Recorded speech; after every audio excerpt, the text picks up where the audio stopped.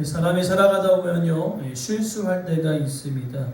말로 실수할 수도 있고 잘못한 선택을 통하여 다른 길로 걸어갈 때도 있습니다. 그러면서 우리는 생각합니다. 믿음의 사람도요, 넘어질 수 있고요. 또 신앙생활을 오래 한 사람도 그 믿음이 흔들릴 때가 있다라는 것이죠. 그러나 성경은요, 오늘 우리에게 단순히 실수하는 사람에서 끝나지 않고 더 깊은 진리를 우리에게 이야기합니다. 넘어졌을 때 돌이키는가, 아니면 끝까지 고집하는가, 죄를 깨달았을 때 회개하는가, 아니면 계속 변명을 하는가. 오늘 본문 민수기 14장 20절부터 25절의 내용은요, 이제 백성이 가데스 바네아, 즉 이제 그곳에서 정탐을 하고 그대로 올라가면 가나안 땅으로 들어갈 수 있는 아주 약속의 땅과 가까운 위치에 있는 곳이었습니다. 그러나 앞서서 우리 오전에 살펴본 대로 10명의 정탐꾼의 그 말을 듣고 모든 백성들이 동조하고 모든 백성들이 이제 들어가지 못한다, 크게 울고, 심지어 오늘 본문 우리 읽지 않았지만 14장 4절에 보니까요, 한 지휘관을 세워서 이제는 애굽으로 완전히 돌아가고자 결단하는 그런 모습을 보여주고 있습니다. 그러면서 하나님께서는요, 늘 그들 가운데 함께 하시고 역사하시고 인도하셨습니다. 그들을 용서하셨다는 겁니다. 그러나 그들은요, 결국에는 끝까지 하나님의 용서함에도 불구하고 돌이키지 않음을 통하여 광야 1세대는 이제부터 광야로 들어가면서 약 38년의 광야 생활과 함께 광야 1세대는 광야에서 죽음을 맞게 되어집니다. 오늘 우리에게 중요한 진리를 하나님께서 허락하십니다. 바로 무엇이냐? 회개하는 자 하나님께서 용서하시지만 끝까지 돌이키지 않는 자들은 하나님께서 이 불신앙을 가볍게 보지 아니하신다는 것이죠. 그래서 오늘 본문의 말씀을 통하여서 우리가 끝까지 돌이키지 않고 우리의 고집을 가지고 있었을 때 과연 어떠한 결과를 초래할 수 있는지를 우리가 말씀 통해 우리가 나누면서 우리는 돌이켜 회개하고 주님 앞에 나아가 주님의 은혜를 누리고 약속의 땅에서, 젖과 꿀이 흐른 땅에서 그 소산물을 먹는 그 은혜로운 한 사람으로 세워지길 간절히 소망합니다. 오늘 본문을 보니까요, 하나님이요, 모세의 도고 기도를 통하여 그들을 용서하시는 하나님이신 것을 우리 보게 되어집니다. 20절 말씀 보니까요, 앞서서 14장의 내용은 무엇입니까? 이제 10명의 정탐꾼들의 보고를 통하여서 못 올라간다. 우리 메뚜기다. 하나님의 백성인데 우리 메뚜기처럼 보잘것없기 때문에 못 들어간다. 그래서 모든 백성들이 동요하기 시작합니다. 갈렙과 여호수아를 제외한 많은 사람들은요, 이제 그 10명의 정탐꾼들의 보고를 통하여서 그래 이제 못 들어갈 거 한 지휘관을 세워서 이제는 어떻게 해요? 본격적으로 돌아가자는 거죠. 어디로요? 약속의 땅이 아니라 애굽으로 돌아가는 것입니다. 그래서 하나님께서는요, 이제 그러한 그들의 모습을 보면서 이제 완전히 이 광야에서 그들을 싹 그냥 진멸하시고자 계획하셨다는 것입니다. 그때 오늘 본문의 20절의 내용은 그 사건 가운데 모세가 하나님께 나아가 기도하고 있는 것을 볼 수 있습니다. 하나님께서 약속의 말씀을 붙들고 그들을 데리고 오셨는데 이방 나라들이 생각할 거 아닙니까? 그 땅만 그냥 보여주시고 능력이 없으셔서 그냥 광야에서 다 죽이시는구나 생각하지 않겠습니까? 하나님의 입장에서 모세는 그들을 위해 기도하고 있습니다. 그래서 20절 말씀은 용서하시는 거죠. 내가 그 말대로 사하노라, 용서해 주시겠다는 것이지. 그러면서 모세는 하나님의 성품을 붙들고 기도하는 것을 볼 수 있습니다. 하나님은요, 노하기를 바로 그냥 쏟아내시는 분이 아니라 노하기를 더디하시는 하나님이신 줄 믿습니다. 하나님께서는 긍휼이 풍성하셔서 우리가 잘못했을 때 하나님 용서해 주세요 라고 기도했을 때 하나님 그것을 용서해 주시는 하나님 되심을 믿습니다. 그 하나님의 성품을 붙들고 그가 기도했을 때 하나님은요 그것을 용서해 주시겠다라고 이야기하고 있는 것이죠. 즉 하나님은 죄를 미워하시지만 회개하며 하나님께 나아가는 자를 긍휼히 여기시는 하나님이시라는 것입니다. 즉 하나님은 심판을 즐겨하시지 않습니다. 기뻐하지 않아하세요. 오늘 성경의 말씀 보니까요, 하나님은 악인 한 사람조차도 결국에는 어떻게 해요? 깨닫고 돌아와서 하나님의 백성으로 하나님의 자녀로 살아가기를 원하시는 분이 바로 하나님의 마음이라는 것이죠. 그럴 때 오늘 우리는요 하루하루를 어떻게 살아갑니까? 하나님의 은혜로 살아가는 것입니다. 그러나 여기서 우리가 조심해야 할 것이 있습니다. 하나님께서 용서하셨기 때문에 우리를 죄를 가볍게 여긴다? 아닙니다. 하나님께서 용서하셨다고 죄를 가볍게 여기는 마음을 가져서는 안 된다는 것이죠. 즉 하나님의 오래 참으심이요 우리가 지금 마음대로 살아가도록 허락하셨다는 의미가 아니라는 거예요. 마음대로 살아가라. 그게 아니라는 뜻이랍니다. 하나님의 용서는요 우리를 방종하게 만드는 것이 아니라는 거예요. 지금껏 네 마음대로 살아가는데 그래 네 마음대로 살아가. 하나님의 용서가 그런 의미를 가지고 있는 것이 아니라는 겁니다. 하나님의 용서는요 우리를 반드시 회개케 하신다는 거예요. 그것을 우리가 기억해야 된다는 겁니다. 그러니까 용서를 받은 사람은 죄를 붙드는 것이 아니라 죄를 버리고 하나님께로 나아가라는 뜻이라는 거죠. 이것은 마치 우리 일상에도 마찬가지입니다. 부모가 자녀들이 우리가 아이들을 키울 때 말을 잘 들어요, 안 들어요? 잘 안 듣잖아요. 저희 아이들도 보면은 저를 닮은 큰애가 말을 그렇게 안 들어요. 끝까지 돌이키지 않습니다. 그러나 용서하는 이유가 뭡니까? 자녀가 망하지 않고 바른 길로 걸어오도록, 그죠? 바라기 때문에 그런 거예요. 그러니까 부모가 용서한 것이 너의 잘못이 괜찮다는 의미가 아니라는 거예요. 용서하는 것은 무엇입니까? 너가 그것을 깨닫고 다시 바른 길로 오기 위함이라는 거예요.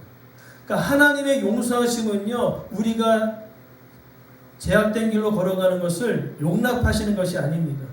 그것이 잘못됐으니 돌아오라는 신호라는 거예요. 그러나 우리는 대부분 어떻습니까? 하나님께서 용서하셨기 때문에 방종으로 가요. 내 마음대로 행동하는데 별일 없네. 그리고 끝까지 나간다는 겁니다. 그런데 정말 하나님의 마음을 아는 사람, 부모의 마음을 아는 사람은요, 엄마 아빠가 나를 바른 길로 이끌려고 그렇게 용서해 주셨구나. 그럼 용서해 주셨으니까 제대로 해야 되겠다. 생각이 있으면 그런 생각이 있지만 눈치가 대부분 우리 자녀들이 있어요, 없어요? 없어요. 이 용서해 주는 게 그러면 내가 지금까지 했던 거를 그냥 계속해도 되는구나 라고 생각한다는 거예요. 근데 자녀들만 그렇습니까? 아니에요. 하나님의 자녀인 우리도 그렇게 행동할 때가 있다는 거예요.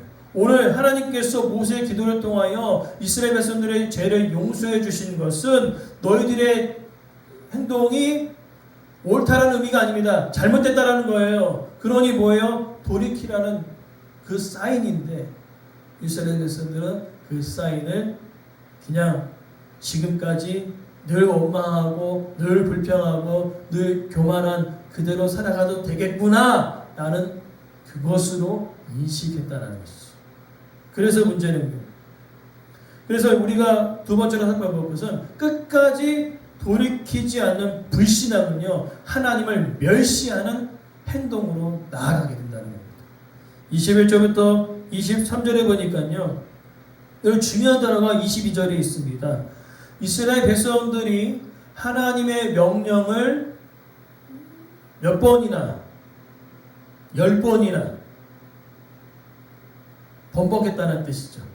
10번만 한 겁니까? 아니면 그 이상을 했다는 뜻이에요. 그 이상을 했다는 뜻이죠. 그 이상을 했다는 뜻입니다. 그래서 우리는 기억해야 되는 거죠. 한 번의 실수, 한 번의 의심, 이런 것들을 그냥 끝까지 내버려 두고 방치해 놓으면 어떤 일이 일어납니까? 불신앙의 한 번의 실수가 이것을 내버려 두면 그게 습관이 되어져 버립니다. 처음에 한 번의 불평이 이제는 내버려 두면 불평이 태도가 되어버린 거예요. 그러니까 이 사람은 늘 입술에 부정적인 말들이 있는 거예요. 늘 불평이에요. 늘 원망이에요.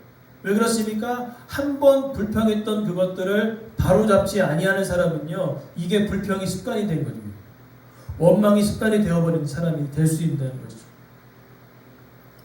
또 한 번의 의심을 그대로 방치해 두면요, 이 의심의 습관이 삶의 모습에 그대로 되어 있어서 누구도 믿지 않는 사람이 되어버린다는 것이죠. 그러기 때문에 우리에게 넘어짐은 있습니다. 무너짐은 있습니다. 근데 하나님은요, 넘어지고 무너짐이 문제라고 생각하지 아니하세요. 뭐가 문제냐면 넘어지고 무너졌을 때 어디로 가느냐가 문제라는 거예요. 다시 똑같이 넘어지는 실수를 반복하며 살아갈 것인가, 아니면 넘어짐 속에 무너짐 속에 다시 한번 일으키시는 하나님의 손을 붙들고 그곳으로 갈 것입니다. 그것의 차이라는 것입니다. 그러나 이스라엘 백성도 어땠습니까? 그 하나님의 그 놀라우신 그 손을 붙잡지 못하고 반복적으로 계속, 오늘 10번이라 했지만 10번 이상이었습니다. 그들은 뭐예요? 습관이 되어버렸습니다. 불평하는 것이 습관이 된 것입니다. 원망이 습관이 된 것입니다. 당장 눈 안에 먹을 것이 없으면, 물이 없으면 그냥 원망하고 불평하는 것이 습관이 되어버린 거예요. 오늘 우리의 삶이 그렇지 않습니까? 당장 돈이 없고, 당장 생활이 어렵고, 당장 물이 없으면 불평하고 원망하는 것들이 습관이 되어질 때가 있어요.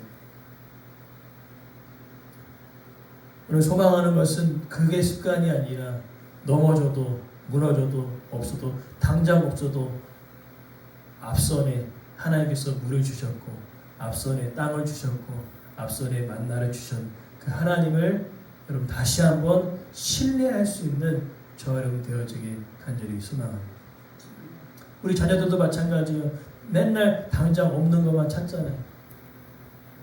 앞에서 엄마 아빠가 해줬다면 그 해줄 수 있는 그 믿음이 그들 가운데 있어야 되는데, 아이들이 똑같아요. 우리도 똑같아요. 당장 없는 것만 보고.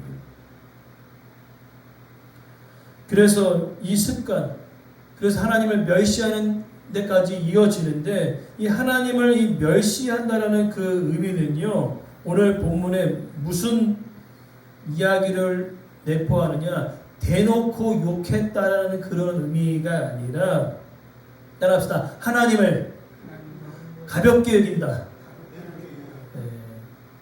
네. 좀 더 설명하자면, 하나님의 말씀을 들어도 심각하게 받아들이지 않는다. 네.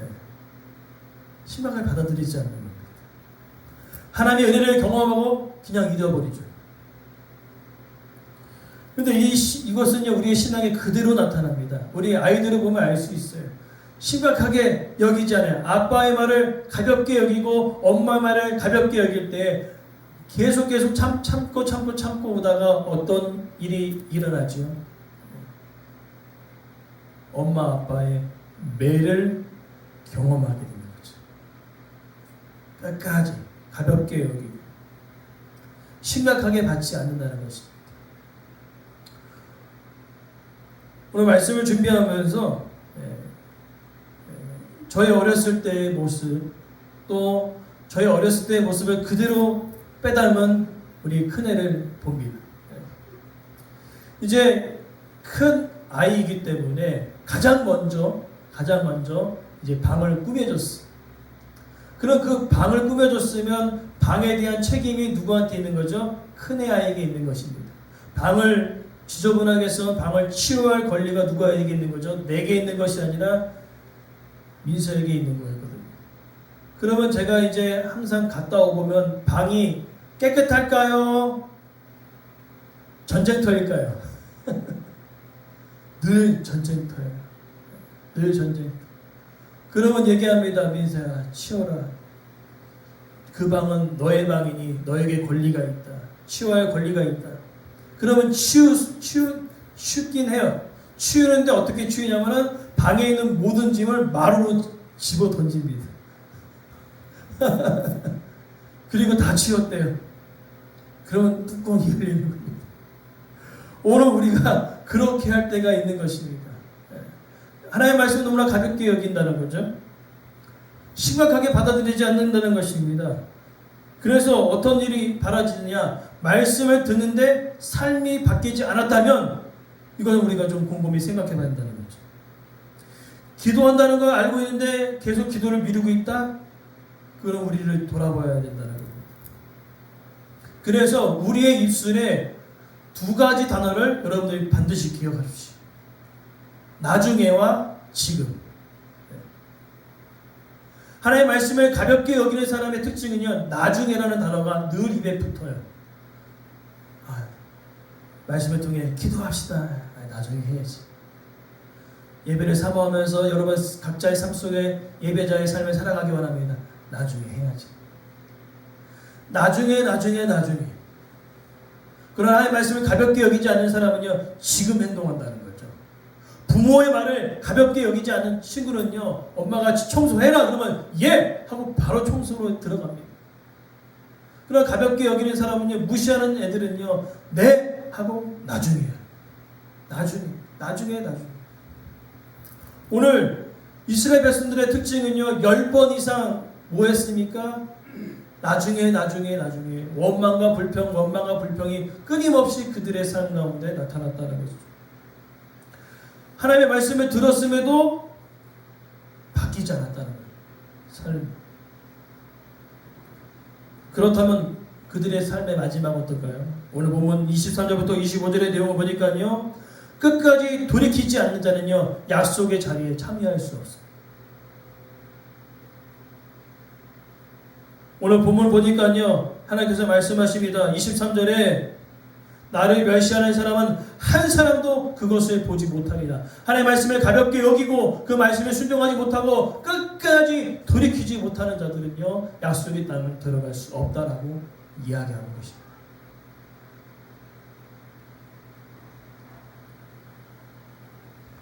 그러면서 가장 안타까운 구절은요, 25절 말씀이에요. 함께 따라 읽었으면 좋겠습니다. 내일 돌이켜 홍해 길을 따라 광야로 들어갈지니라. 여러분 제가 말씀드렸죠. 가데스 바네아 13장 가데스 바네아는요, 이제 가나안 땅 접경 지역입니다. 이제 올라가면 가나안 땅이에요. 그러나 지금 불순종하는 그들을 어디로 보내셨어요? 광야로. 힘들게 광야 여정을 왔던 그들이 이제 가데스 바네아에서 정탐꾼을 보내고 가나안 땅으로 들어가는데 어디로 간다고요? 다시 광야로. 여기서부터 38년의 광야 생활이 이루어집니다. 왜 38년 동안 계속 뺑뺑이 돌리셨을까요?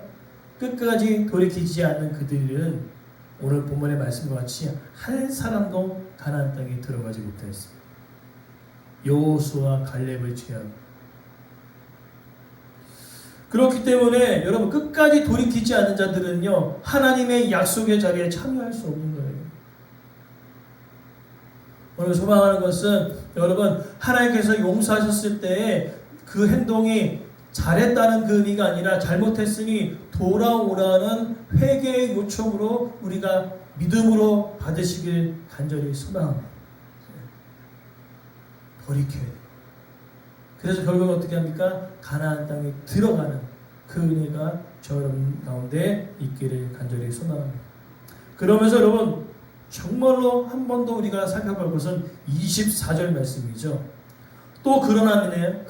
그러나 반대적인 의미죠.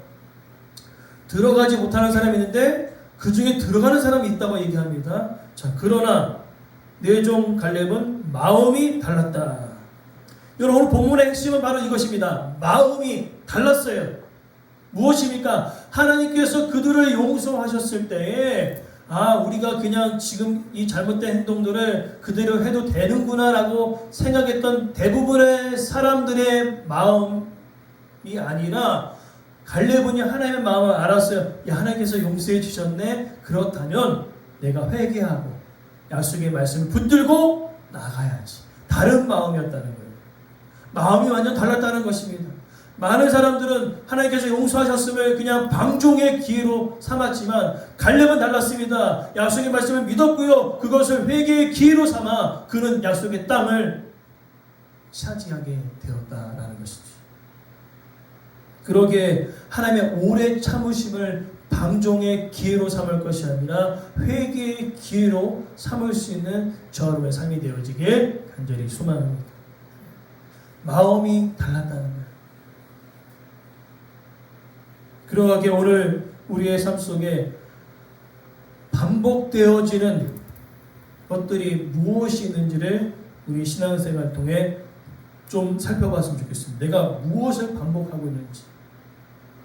하나님의 말씀을 순종하며 기도하는 생활들을 반복하고 있다면 너무나 좋은 일이지만, 반대로 하나님의 말씀이 선포되었지만 가볍게 여기고 한 귀로 듣고 한 귀로 흘리는 그런 마음들이 우리 가운데 있었다면 이 반복적인 것들을 반드시 하나님의 약속의 말씀 붙들고 반드시 끊어내야 될 줄이 있습니다.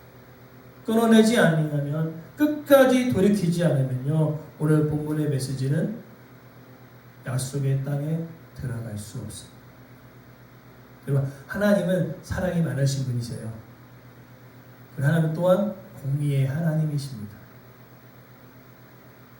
하나님의 사랑을 정말 느끼는 사람은요, 내 행동에 대하여서 그냥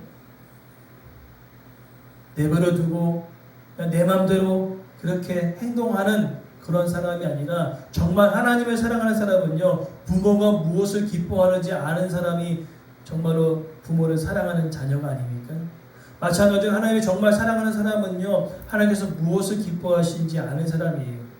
왜 용서해 주셨는지를, 그 용서의 의미를 아는 자라는 것입니다. 사랑의 의미를 아는 자라는 것이에요. 그러나 그 용서의 의미를 알지 못하고 사랑의 의미를 알지 못하고 끝까지 고집하는 자들은요, 결국엔 약속의 땅을 유업으로 받을 수 없습니다. 왜냐하면 하나님은 사랑과 공의의 하나님 되시기 때문에 그렇다는 것이죠. 소망하는 것은 우리가 정말로 하나님께서 기다리시는 그 시점이 사람마다 다 다르겠죠. 다 다를 것입니다. 근데 그 기다림이 언제까지 끝까지 가지 않는다는 것을 우리가 여러분 기억하셔야 된다는 거죠. 기다려 주실 때 우리가 그것을 회개의 기회로 또한 은혜의 기회로 사용하여 정말로 하나님께서 약속하신 그 약속의 땅에서 하나님의 그 은혜로운 그 기름 부으심을 우리가 여러분 삶 속에서 날마다 누리시기를 간절히 소망합니다. 그래서 오늘 본문의 메시지는요, 심판의 메시지도 있지만 소망의 메시지도 있습니다. 모든 사람이 다 그렇다고, 나도 그렇다라고 할 수 없습니다. 오늘 본문에 모든 사람들이 다 다른 길로 걸어갔지만 다른 마음을 품고 있었던 사람들이 있었다는 겁니다. 그럼 우리는 어떻습니까? 우리가 믿음이 연약해지고 하나님의 약속의 말씀 가운데 거하지 못하고 뒤로 밀려나고 나중에라는 그 말들을 입에 달고 살아갈 때 하나님께서 회개의 기회를 주실 것이고 용서의 기회를 주셨을 때에 우리는 이렇게 얘기할 때가 있어요. 모두 다 그러는데 나도 그러면 안 돼요? 라고 그럴 때가 있어요. 오늘 그러한 마음이 아니라 다 그래도 나는 그러지 않겠어. 다 다 미루고 다 나중에라 얘기하도 나는 지금 하나님 앞에 나아가 그 은혜를 간구하겠습니다. 그 은혜가 오늘 우리 가운데 있기를 원합니다. 끝까지 돌이키는 자에게 약속의 땅이 준비되어 있고요. 끝까지 돌이키지 않는 자에게는 광야가 준비되어져 있습니다. 이 광야는 정말로 이야기하는 그런 광야가 아니라 마지막 끝이 다르다라는 것입니다. 그래서 오늘 우리의 기도가 이렇게 되어지기 원해요. 하나님, 내가 끝까지 고집하고 있었던 그것이 하나님의 말씀이 아니라면 좀 담대히 내려놓을 수 있는 용기를 주님 허락하여 주십시오. 하나님의 말씀을 듣고도 나중에 미루려고 하는 그런 마음들이 있었다면 지금 행동할 수 있는 믿음을 주님 허락하여 주시옵소서. 오늘 그렇게 우리가 하나님의 이끄심을 바라보며 다시 회복시키시고 약속의 땅으로 부르시는 그의 약속의 말씀을 붙들고 다시 한번 믿음으로 전진해 나가는 우리의 삶이 되어지길 간절히 소망합니다.